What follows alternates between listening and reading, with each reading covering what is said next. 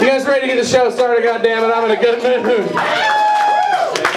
It's gonna be good. By the way, for all of your, all you cats here, I can't say this enough. We're coming up on 2 years now that I took, 2 years ago that I took this show over. We're gonna have a little thing in May where we set it up and have a little fun and shit, but couldn't have done this shit without you guys, man. So cheers to everybody in the fucking audience tonight. I don't care if it's a small room. I know it was almost 2 years ago because it was about this time 2 years ago I was sitting in jail waiting to take the room over. Fucking comedy. Xbox hates my porn. Well, that's what I call my ex-girlfriend.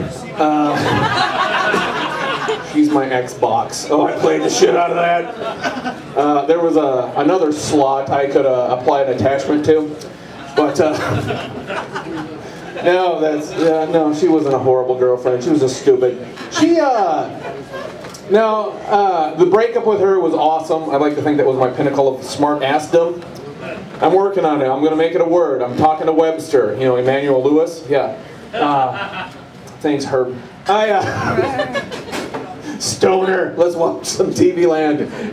Webster. Okay, anyway. But when I broke up with her, it was awesome. We drove to the mall, right? And when we got there, I jumped out of the driver's side and walked straight to the mall. And as she was getting out of the passenger side, she was just a bitchin'. She was like, "Whatever happened to that chivalrous Wayne I used to know that used to hold the door for me?" And I was like, "I don't know, maybe he's hanging out with that Catholic schoolgirl that used to take it in the ass to save her virginity." This economy fucking blows and I'm tired of hearing about it. Jesus Christ, somebody get me a rubber glove so I can stimulate this bitch. Fuck. Yes, and fucking weed is fucking out of my budget nowadays, which is okay because I'm the only person you have ever met that has collapsed a lung smoking weed. Yay! There's an award. I hope you all tune in and get that one someday. Collapse a lung smoking weed, yes. That's fun because you have to go to the hospital for that shit. And when you go to the hospital, they give you that mumbo jumbo, the medical Margot jargon. And it's well, Mr. Curry, what you have here is a spontaneous pneumothorax. Spontaneous meaning it just happened. Pneumothorax meaning collapsed lung. I'm like, Doc, you might want to change the name of that shit to planned out pneumothorax. It took us 3 days to build that 5-gallon gravity bong. I was asking for that shit.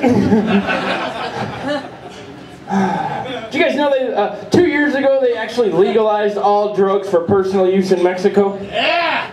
They did. It's not legal anymore. It lasted 3 days. And they changed their fucking mind. Because I was like, holy shit, I'm fucking a Mexican. I was going to be the first white back to swim the Rio. I was screaming, let's go! They changed it after 3 days. You know why? Because they were worried they were going to have an immigration problem.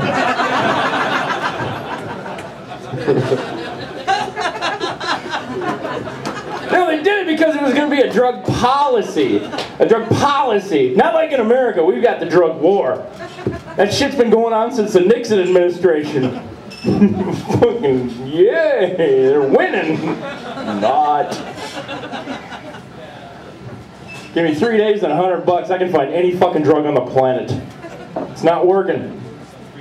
You know, I used to be on like the front lines of the drug war. You know, I used to deal a little pot. You know, no, it wasn't not a lot. You know, it was like pounds to very few people, but. But I had to get out of the drug war, man, because I was like down in Texas, and I was riding around with my buddy, and he got pulled over, and I didn't know it, but he had like 10 pounds of weed in the back of the car. And that's when I realized something about the drug war. The drug war is the only war where it's perfectly fine to leave a man behind. It's like, they got me! I was like, good luck, fucker!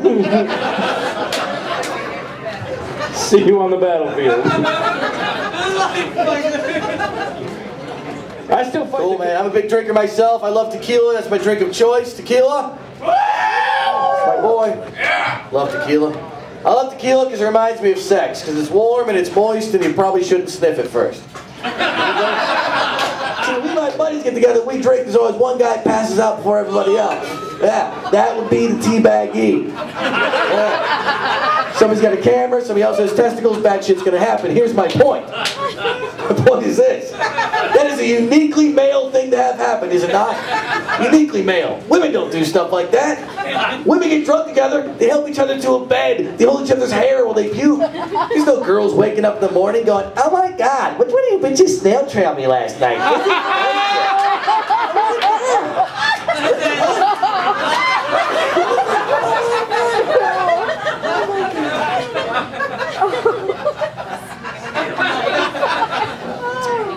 So I love strip clubs. Yeah, I do. Not the fancy strip clubs though. I like the shithole strip clubs. The place where you're probably going to walk in and find a severed finger on the floor. Where the girls are going to have more bruises than tattoos. I like that because the girls are not giving you the high pressure sales pitch like we do at the fancy places. I was at Cheeks like a month ago for a bachelor party and I was there for 10 minutes and 10 different girls asked me if I wanted a lap dance. I said no 10 different times, used 10 different fake names.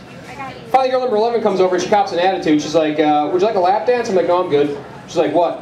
You don't like boobs? I was like, no, I love boobs. I just hate nipples. She's like, what? I was like, I hate nipples. She goes, well, you have nipples. I was like, no, I don't.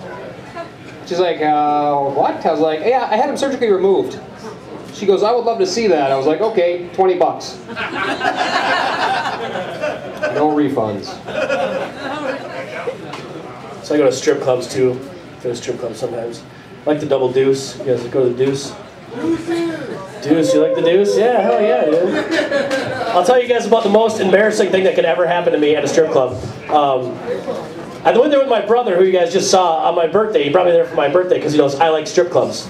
Then he bought me a lap dance because he knows I like those too. And I knew it was going to be a good lap dance because before she started, she leaned in and she whispered, let me know if I make you feel uncomfortable. And I was like, fuck yeah, this is going to rock, right? And so she starts doing her thing and it's really good. And she's like doing that thing in my ear, which I love. And I'm like, oh, this is really good. This is really good. And then it dawned on me, uh-oh, this is too good. This is too good. Point of no return. And then it happened. I tried to hide it. I was like, good. She knew right away. She's like, you want me to keep going? I was like, no, there's your money.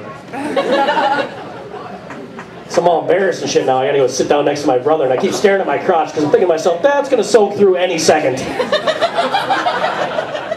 And he looks at me, he's like, dude, you dropped something? I was like, kind of. So I make him take me home because I feel awkward and shit, right? Like, I'm like, I forgot my cash card, let's get the fuck out of here. But he knows something's up. Like, you can cut the tension with a knife in the car. Just, he knows something's up. So he pulled up in front of my house and I popped out and I was like, I came in my pants! And I shut the door.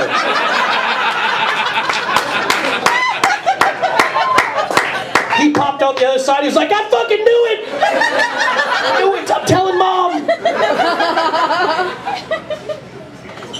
But no, my buddy's telling me, he's like, dude, next time you're getting head, which starts a really good conversation. He's like, next time you're getting head, eat some pineapple first. You guys heard about this? Oh, yeah. Yeah, you read 17 magazine, right?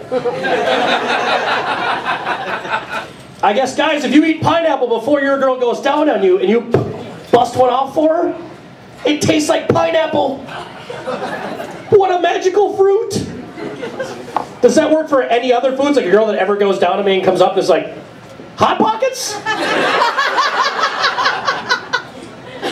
He told me he's done, he went to the movies with this girl and he's like, dude, I totally peckered her popcorn at the movies.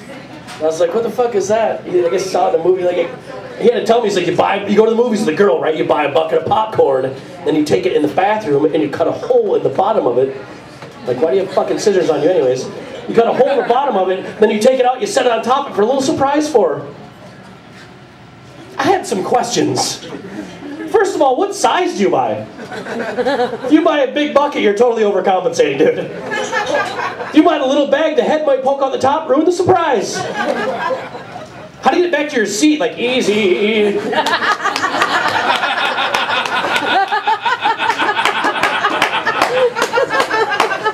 What about this? What happens if she sits down, feels the dick, and then just brush away, keeps eating the fucking popcorn? Or what happens if you sit down and you're like, shit, I'm starving. I'll eat my own dick popcorn, I really don't care. Hey, thanks a lot, you guys have been very fun. Thank you very much, ladies.